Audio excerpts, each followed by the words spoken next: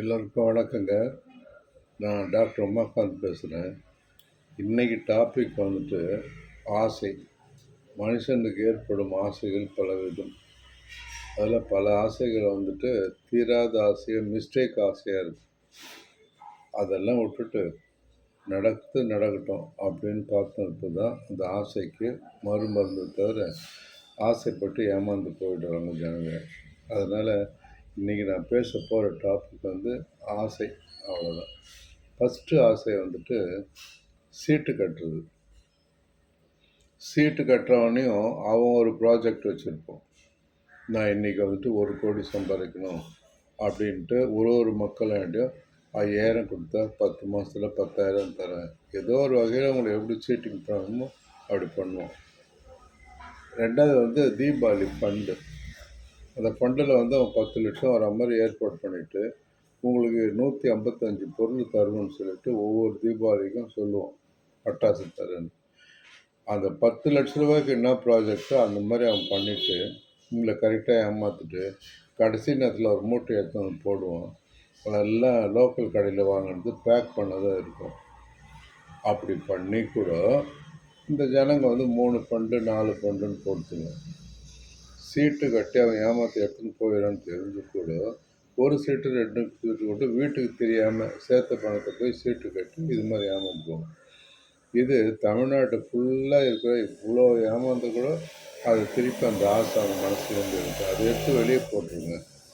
Daily நீங்கள் பணக்காரன் ஆகணுமா சிக்கனம் பண்ணி டெய்லி ஒரு உண்டியில் போட்டு அது போஸ்ட் ஆஃபீஸில் போட்டுருங்க. மறந்துடுங்க, திருப்பி எடுக்காதீங்க. அதான் பணக்காரத்துக்கு ஒரு வழி. ரெண்டாவது வந்துட்டு ஆசை வந்து ஒரு சாமியார் வந்துக்கிறார், ஒரு சாய்பாபா வந்துக்கிறாரு, ஒரு பிரேமானந்தி வந்துக்கிறாரு, ஒருத்தர் வந்து கைலாசத்தில் கிளம்புறான் வந்துக்கிறான். அவர் சொல்கிறதெல்லாம் நடக்குது, அவர் பேச்செல்லாம் நல்லா நடக்குது. இப்போ குருஜி வந்துக்கிறான்.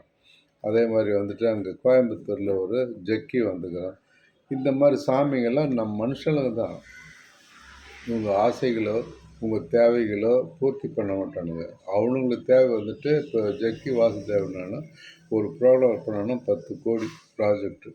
அந்த 10 கோடி என்ன பண்ணுறான், ஒரு டான்ஸ் ஆடுறான், அவ்வளோதான். அவனை பொறுத்த வரைக்கும் மீதி எல்லாம் யாரோ பாடுறான், எல்லாம் துட்டு வச்சு தான் செய்கிறான். ஏன்னா நீங்கள் கொடுக்க 10 கோடியில் 1 கோடி ரூபா அவங்களுக்கு போயிடும். அதனால் நான் 10 கோடி நீங்கள் அவனை போய் சம்பாரித்து எங்கன்னா சாமியார் எதனா பேசுகிறான் கொள்கிறானோ அங்கே போய் அது வாயை பொழந்துன்னு போய் பார்க்குறீங்க. இது ஒரு வீக்னஸ். இந்த வீக்னஸ்லாம் மாறணும். வீக்னஸாக மாறினா தான் உங்கள் லைஃப் கரெக்டாக செட் ஆகும்.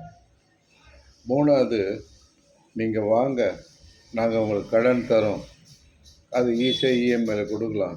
2 லட்சம் தரோம், 30 லட்சம் தரோம், 40 லட்சம் தரோம், 50 லட்சம் தரோம், எனக்கு இஎம்ஐல வேணாம், சிபில் வேணாம் அப்படின்னு சொல்லிட்டு ஃபோனில் வந்துக்கினே இருக்கும். உடனே இந்த ஜனங்க அங்கே போய் மாட்டிக்கினா ஒரு 30 லட்சம் வாங்கினேன்னா அது 30 வருஷம் கட்ட அது 30 லட்சம் அப்படியே தான் இருக்கும். மீதி கேட்டால் நீங்கள் வட்டி தான் கட்டினீங்க, அதனால் அடுத்த மாதத்தில் வந்துட்டு அதிகமாக 1 லட்சம் கட்ட வேண்டியிருக்கும் அப்படின்னு சொல்லிட்டு உங்களை டார்ச்சர் கொடுத்துன்னு வைப்பான். ஸோ இது வந்து எவ்வளோ மூட பழக்கம்னா, ஃபோன் வந்ததுலேருந்து நிறைய பேர் இப்போ பேங்க்குக்காரன் கொடுக்காதனால, பேங்க்கை நீங்கள் வந்துட்டு கஸ்டமராக இருப்பீங்க, பேங்க்கில் போய் நிறைய தடவை கேட்டிருப்பீங்க, அவன் பேங்க்கு மேனேஜர் கொடுக்காதனால உங்களுக்கு அடுத்த லைன் வந்துட்டு இவனுக்கு சொல்கிறது தான். ஒருத்தரும் வாங்கியிருக்கிறது 30 லட்சம் 20 லட்சம் 10 லட்சம் தான் வாங்கியிருக்காங்க. அது வட்டி கட்டிக்கினே இருக்கிறாங்க.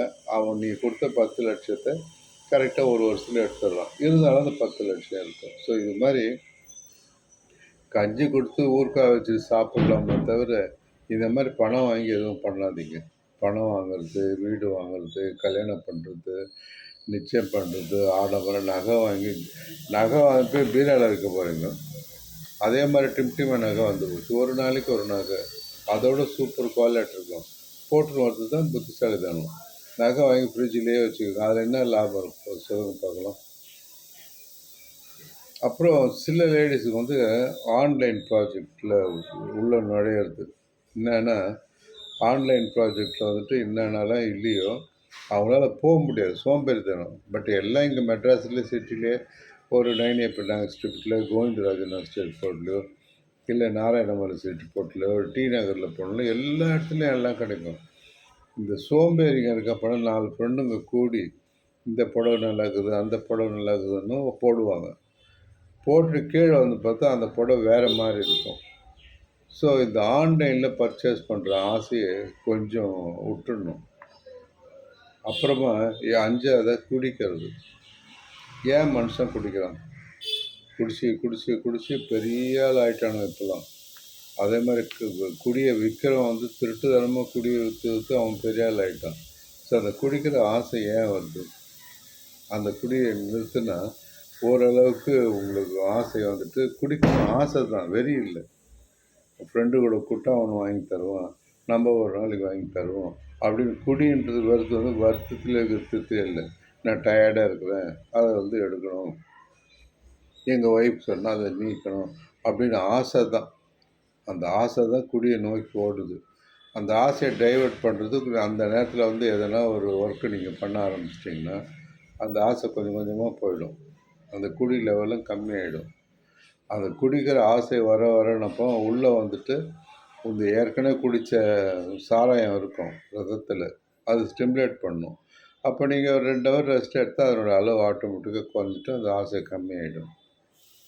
முதல்ல 1982, 83ல யார் பண்ணாலும் ஒரு அபார்ஷன் பண்ணா அந்த டாக்டர் பெரிய டாக்டரு. அந்த டாக்டர் எப்படி இருப்பாங்கன்னா, பிஎம்எஸ் கூட கிடையாது.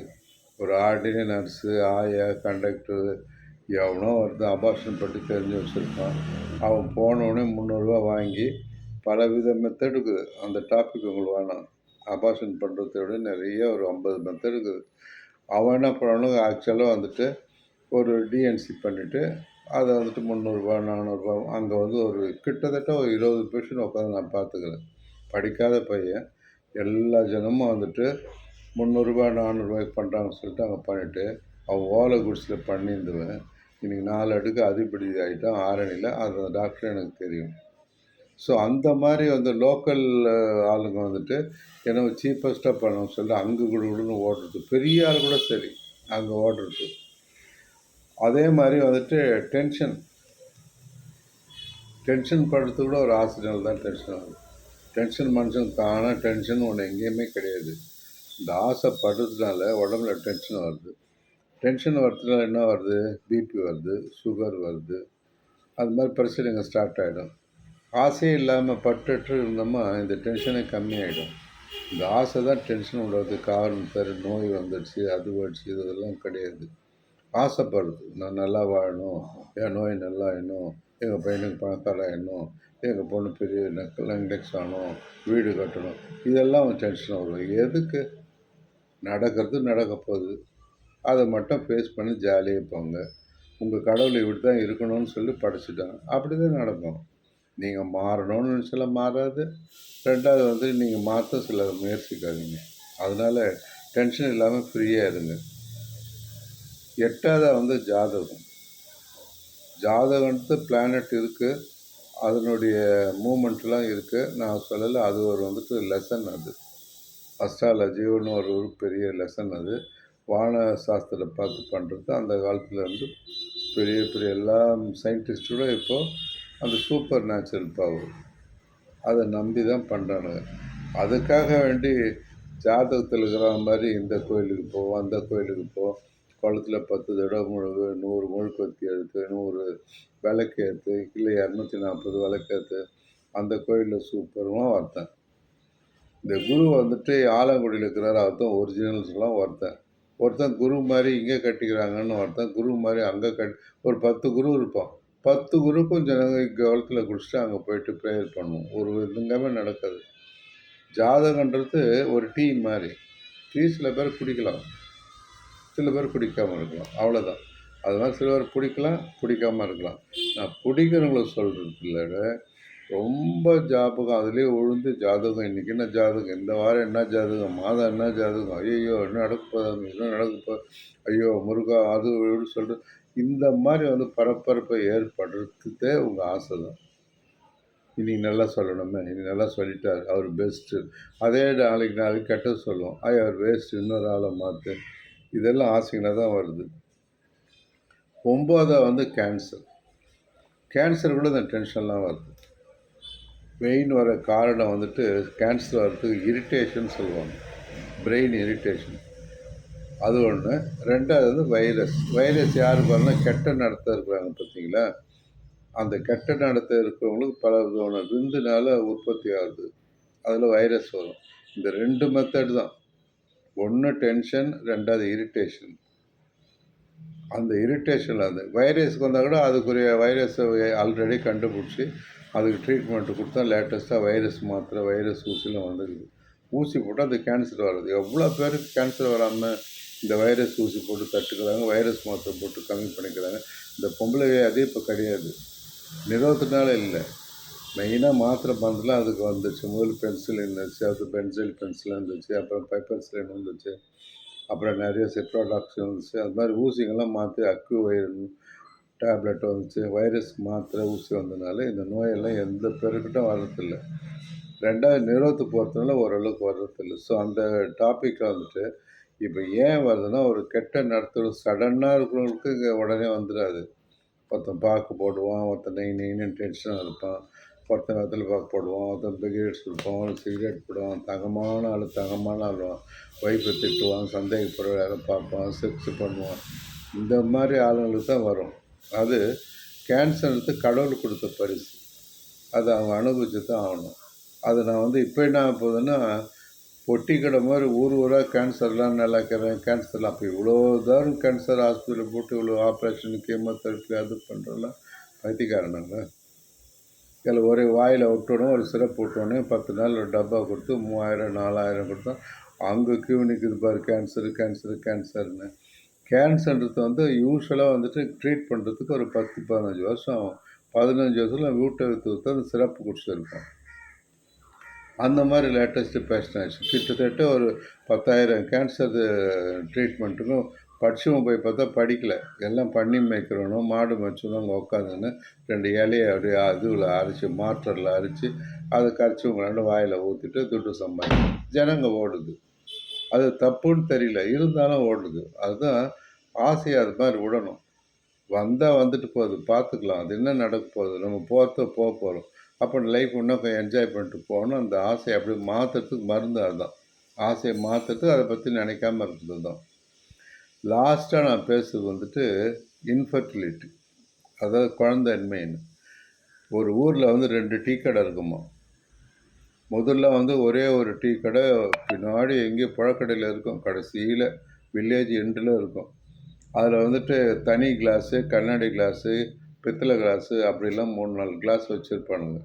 ஸோ அங்கே போய் உக்காந்து ஒரு டீ கடையில் உக்காந்து ஒரு டீயை குடிச்சுன்னு ஊர் வம்பெல்லாம் பேசிட்டு அவன் ஒரு பேப்பர் வச்சுருப்பான். அதை வந்து பாதி பேர்த்தே கிழிச்சு வச்சுருப்போம் ஒரு பேப்பர். அதை ஏன்னா உட்காந்து 4 பேர் 4 படிக்க ஒரே ஆளை கொடுத்தா குடிக்க முடியாது. அதை குடிச்சு ஊருக்கெல்லாம் பேசிட்டு 10 மணிக்கு வருவாங்க. அப்போ டீ கடை. அது மாதிரி இன்ஃபர்டிலிட்டிக்கு ஒரு பெரிய ஜெய்ஜாண்டிக் டாக்டர்லாம் ரொம்ப ஹை செலிப்ரிட்டி நல்லா வந்துட்டு படித்தவங்கலாம் வந்துட்டு தான் அதை படிச்சுன்னு வந்தவங்க. ரஷ்யாவில், அமெரிக்காவில், பாம்பேயில் போய் படிச்சுட்டு. ஆனால் அவங்க ட்ரீட் பண்ணால் ரொம்ப காஸ்ட்லி அந்த மாதிரி காஸ்ட்லி. அதனால என்ன பண்ணுறது, அந்த இன்ஃபர்டிலிட்டி பேஷண்ட்டுக்கு வந்துட்டு சாமியாரை செலக்ட் பண்ணுறது. கம்மியாக ஏதோ ஒன்று வயிற்றில் சாமியார் போய் சும்மா இருப்பானா, அவன் ஏதோ ஒன்று பண்ணிவிட்டு எது பண்ண சொல்லிட்டோன்னே அவன் தான் கொடுத்தான் அப்படின்னு சொல்கிறான். ஸோ இந்த நான் இன்ஃபர்டிலிட்டி என்ன பண்ணி சொல்ல வர்றேன்னா, உங்களை கடவுள் படைக்கும் போது நீங்கள் குழந்தை இருக்காது அப்படின்னு சொல்லி தான் படைப்போம். அந்த மாதிரி சொல்லி படைக்கிற கம்பெனி தான் உங்களுக்கு கல்யாணத்தை ஏற்படுத்தணுமா. அப்போ அவன் படைக்கும் போதே உனக்கு இல்லாத மாதிரியே பண்ணிட்டு இருப்பான். ஏன்னா உங்கள் ஃபாதர் அம்மா பண்ண தப்புக்கு உங்களை அது மாதிரி உண்டாக்கியிருப்பான். நீங்கள் பெரிய விந்து இருக்கலாம், ஆனால் அந்த பொண்ணுக்கு வந்து முட்டை இருக்காது. அந்த பொண்ணுக்கு முட்டை இருக்கலாம், நீங்கள் விந்து இருக்காது. இது மாதிரி கடவுள் படைப்பு தான். அதை மாற்றணும், இது செய்யணும், அதை போட்டால் சரியாயிடும். ஸோ ஆன்லைனில் போய்ட்டு இது கடுகு சாப்பிடு, எண்ணெய் சாப்பிடு, ஜாதிக்காய் சாப்பிடு, காலேஜில் சாப்பிடு, அஸ்வகந்தா சாப்பிடு போட்டு மனுஷனை குழப்பிடுவான். பொம்பளைக்கு என்ன பண்ணுவான், அவனுக்கு நீர் கட்டி அந்த கட்டி இந்த கட்டி மாதம் பீரியட் வரலன்னு சொல்லிட்டு அவங்களும் வந்து குழப்பி விட்டுடுவோம். இப்போ என்ன ஆகிப்போச்சுன்னா, உங்களுக்கு குழந்த வேணுமா, எங்கே இந்த டீ கடை மாதிரி ஒரு ஊரில் வந்து ஒன்று தானே இருந்துச்சு டீ கடை. இப்போ வந்து 100 டீ கடை இருக்குது. ஒன்றுமே இல்லை. விந்து கரெக்டாக இருந்துச்சு, முட்டை கரெக்டாக இருந்துச்சுன்னா குழந்தை பிறக்கும். இதுதான் உலக நேச்சர். பட் பொம்பளை அப்படின்னா முட்டை இருக்கும், ஆம்பளைன்னா விந்து இருக்கும். அப்போ அதனால தான் அவன் ஆம்பளை. ஏன்னா அந்த குரோமோசோம்ஸ்லாம் கரெக்டாக ஆம்பளை குரோமோசோம்ஸ் வேறு, பொம்பளை குரோமோசோம்ஸ் வேறு. ஸோ ஆம்பளை குரோமோசோம்ஸ் கரெக்டாக இருந்துச்சுன்னா அவன் ஆம்பளை, பொம்பளை குரோமோசோம் கரெக்டாக இருந்தால் பொம்பளை. ஸோ 2 பேரும் ஒன்றா இருந்தாங்கன்னா குழந்தை பிறக்கும் 100%. அது ஒன்றும் டவுட்டே கிடையாது. பட் சில குறைபாடு என்னென்னா, எல்லார் வீட்லேயும் இந்த டென்ஷனால் தான் குழந்தை வந்துட்டு உருவாக மாட்டேங்குது. டென்ஷன் என்னென்னா, மாமியார் டென்ஷனு, அப்பா டென்ஷனு, அம்மா டென்ஷனு, வீட்டுக்காரன் டென்ஷனு, பணம் இல்லாத டென்ஷனு, அப்புறம் இவங்க மாமியார் கொடுக்குற டென்ஷன், பல விதமான டென்ஷனில் முட்டை ஒளிஞ்சுன்னு இருக்கும். அது வெளியே வர ட்ரை பண்ணும். இந்த டென்ஷனில் அந்த முட்டை வந்து டப்புன்னு வெடித்து வேஸ்ட் ஆகிடும். ஸோ இதுக்கு மெயின் காரணமே வந்துட்டு அது முட்டை வர காரணத்துக்கு வந்து டென்ஷன் தான். அது டென்ஷன் இல்லாமல் ஒரு ஃப்ரீ வாழ்க்கை வந்தீங்கன்னா ஆட்டோமேட்டிக் முட்டை வரும். முட்டை வந்தால் தான் பொம்பளை, இல்லைன்னா அது ஆம்பளை.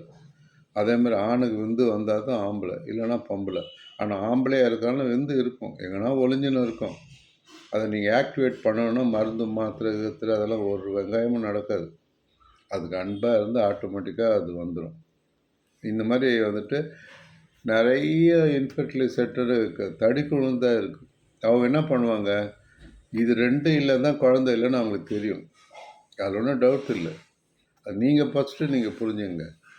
எப்பேற்பட்டாலும் கேன்சர் பேஷண்ட்டுக்கும் குழந்தை பிறக்கும், டிபி பேஷண்ட்டுக்கும் குழந்தை பிறக்கும், ஏற்கனவே கர்த்தடை பண்ணிட்டு இருந்தாலும் குழந்தை பிறக்கும். குழந்தை வானான்னு சொல்லி சொன்னால் 50 வயசு 60 வயசு கூட குழந்தை பிறக்கும். ஏன்னா நல்ல முட்டை இருக்குது, நல்ல விந்து இருக்குது, நல்லா பிறந்துடும். இதுதான் லாஜிக். அந்த லாஜிக்கை நீங்கள் தெரிஞ்சுக்கின்னு பணத்தை வேஸ்ட் பண்ணாங்க. அந்த டென்ஷனை விட்டுட்டு ஹஸ்பண்டோட அமைதியாக இருங்க. அவர் நல்லவரோ கெட்டவரோ அவர் சொல் பேச்சு கேட்டு அட்ஜஸ்ட் பண்ணி போனாலும் முட்டை உனக்கு குழந்தை வேணும்னா முட்டை வந்துடும். இதுக்காக நீங்கள் லட்சக்கணக்கில் செலவு பண்ணுறாங்க. அவங்க என்ன பண்ணுறாங்கன்னா, ரோட்டில் போகிற 18 வயசு 19 வயசு பசங்க விந்தை எடுத்து சேர்த்து வச்சுக்கிறாங்க. விந்தை சேர்த்து வச்சு அது ஒரு 5 வருஷம் 10 வருஷம் 15 வருஷம் கூட இருக்கும். அதே மாதிரி நல்ல பொண்ணுங்க இருந்துச்சுன்னா எவ்வளோ பேர் குழந்தை இந்திக்கார பசங்க ஊரெல்லாம் சுற்றிக்கிறாங்க. அதில் வந்துட்டு ஊசியை போட்டு அவங்களோட முட்டையை எடுத்து தனியாக வச்சுக்கோங்க. அது இருக்கும் ஒரு 5 வருஷம் 10 வருஷத்துக்கு. கரெக்டுங்களா? இப்போ நீங்கள் போகிறீங்கன்னா உங்களுக்கு ஏற்கனவே வந்துட்டு ஸ்போம் இருக்காது, ஏசூஸ் பர்மியான்னுவாங்க, உங்களுக்கு ஃபாலிகுலர் சிஸ்ட்டுன்னுவாங்க, இல்லை சாக்லேட் சிஸ்ட்டுன்னுவாங்க, அதில் பிளாக்குன்னுவாங்க, ஏதோ ஒன்று சொல்லிட்டு உங்களுக்கு முட்டையே வராதுன்னு சொல்லுவாங்க. நாங்கள் உண்டாக்குறோம், மந்திரக்காளியுமே நாங்கள் உண்டாக்குறோம்னு சொல்லிட்டு அங்கே இருக்கிற எக்கையும் இங்கே இருக்கிற ஸ்போமியும் 2 இணைச்சி அதை எடுத்து வந்து உள்ளே வச்சுடுவாங்க. அதுக்கு ஒரு சார்ஜ். அப்படி இல்லை, விந்து ஏற்கனவே இருக்குது, யாரோட விந்து அதை எடுத்து உள்ளே போட்டுருவாங்க. இல்லை யாரோட முட்டை இருக்குதில்ல அதில் டிஷ்ஷில் போட்டு அதை செய்து அதை உள்ளே வச்சுருவாங்க. இதுதான் இன்றைக்கி இன்ஃபெர்டிலிட்டி நடக்கிறது. உலக மகான்கள், அது உலக அதிசயம் கிடையாது. இதெல்லாம் என்னுடைய எக்ஸ்பீரியன்ஸில் இது வரைக்கும் ஒரு 5000 கேஸ் பார்த்துக்கிறேன். 5000 கேஸும் வெறும் டென்ஷன் ஃப்ரீ. அதை கவுன்சிலிங் பண்ணாங்கன்னா புருஷன் திட்டுவான், புருஷன் லேட்டாக வருவான், புருஷன் லவ் பண்ணுவான், மாமியார் திட்டுவாங்க, மாமனார். அதனால் இந்த பொண்ணுக்கு வந்து டென்ஷன்னாலே அந்த ஓவரி வேலை செய்யாது. ஓவரி வேலை செய்யாததுனால முட்டை வராது. முட்டை வராதுன்னா அந்த பிசிஓடி வந்துடும். பிசிஓடியை கண்ட்ரோல் பண்ணி காம் பண்ணாலே போதும். இந்த வீக்னஸ்லாம் புரிஞ்சுக்கணும். இப்போ டாக்டருங்க பணத்தை இன்றைக்கி தமிழ்நாட்டில் கொள்ளையாக சம்பாதிக்கிறது அந்த கருத்தரிப்பு மையம் தான். ஏன்னா முட்டை இல்லைல்ல, ஒரு முட்டையை வந்துட்டு அது போல் ஒரு முட்டையை எடுத்துக்கிறது. விந்து இல்லைல்ல, விந்து அது போல் ஒன்று விந்து எடுத்து கர்ப்பப்பையில் வச்சுட்டா அந்த குழந்தைக்கு தீனி வேணும்னு வளர்த்துக்கு. அதில் தீனி கொடுக்குற மாதிரி ஊசியும் ட்ரிப்பும் குளுக்கோஸும் வந்துடுச்சு. அது அந்த தீனியை கொடுக்குற மாதிரி ஒரு மாத்திரை இருக்கும். அந்த மாத்திரை 9 மாதம் வரைக்கும் கொடுப்பாங்க. குளுக்கோஸை அங்கேயே படுக்க வச்சுருவாங்க. குளுக்கோஸை 2 நாளைக்கு 3 நாளைக்கு உட்காந்துருவாங்க. அதே மாதிரி கம்ப்யூட்டர் ரெக்கார்டு இருக்கும். அந்த டேபிள் பக்கத்தில் ஸ்கேன் இருக்கும். டெய்லி ஸ்கேன் பண்ண வேண்டியது, டெய்லி அந்த குழந்தை வளர்ப்பு மாத்திரை கொடுக்க வேண்டியது, 3 நாளைக்கு வரும் குளுக்கோஸ். அதை இப்படி நோண்டி பார்த்திங்கன்னா இது வரைக்கும் 15 லட்சம் 20 லட்சம் ஆகும். நான் என்ன சொல்ல வரேன்னா, இந்த டென்ஷனை ஃப்ரீ பண்ணிவிட்டு மாறுவதை புரிந்து கொண்டால் மயக்கம் தெளிந்துவிடும். அது மாதிரி டென்ஷன் ஃப்ரீயை பண்ணிட்டு எல்லாரையும் புரிஞ்சுக்கணும். சந்தோஷமாக நம்ம எப்போ சாவ போகிறோமோ சாவோம், நமக்கு எது இல்லையோ அது இல்லை, அதை வச்சு நம்ம என்ஜாய் பண்ணுவோம். அந்த டென்ஷன் ஃப்ரீ லைஃப் பண்ணிங்கன்னா உங்களுக்கு குழந்தை நிச்சயம். இது மாதிரி ஆசைகளை பட்டு போட்டு பணத்தையும் நோய்களையும் வாங்கி கட்டிக்காதீங்க. உங்களுக்கு இது பிடிச்சிருந்தா 4 பேருக்கு பண்ணுங்கள். என்னை லைக் பண்ணுங்கள். அதே மாதிரி வந்துட்டு சப்ஸ்கிரைப் பண்ணுங்கள். நன்றி, வணக்கம்.